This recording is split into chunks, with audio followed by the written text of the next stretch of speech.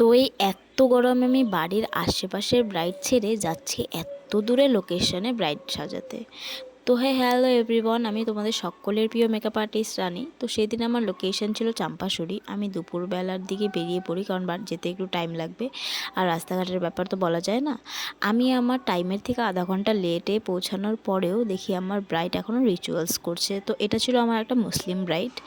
তো আমি যাওয়ার পর আমি প্রায় অনেকক্ষণ বসে থাকি, না হলেও তখন বিকেল 5টা বাজে, তাও আমার ব্রাইডের আসার কোনো নাম নেই। আমি আমার সব জিনিসপত্র বের করে বসে আছি।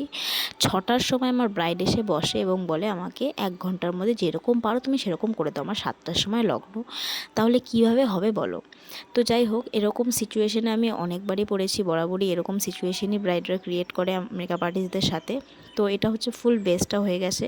তো যেহেতু আমি একটা বিগিনার মেকআপ আর্টিস্ট, তো ক্যামেরা মেকআপ এই দুটো আমি একসাথে সামলাতে পারি না। তো তাই ধাপে ধাপে কোনোই মেকআপের ভিডিও আমি সেরকম নিতে পারিনি। আর মেকআপ একটু না হতে হতেই ক্যামেরাম্যান চলে আসছিলো, তাই জন্য আমি সেরকম খুব একটা ক্লিপসও নিতে পারিনি। তো এটাই হচ্ছে ফাইনাল লুক। দেন তারপরে আমি আরও 3-4টের মতো পার্টি মেকআপ করি, যেগুলোর আমি ফাইনাল লুক নিতে পারিনি, কারণ কাজ শেষ করে সেদিন আমাদের বেরোতে বেরোতে প্রায় রাত 11টা হয়ে গিয়েছিলো। তো আজকের ব্লগটা এখানে শেষ হচ্ছে, দেখা হচ্ছে আবার নেক্সট কোনো ব্লগে।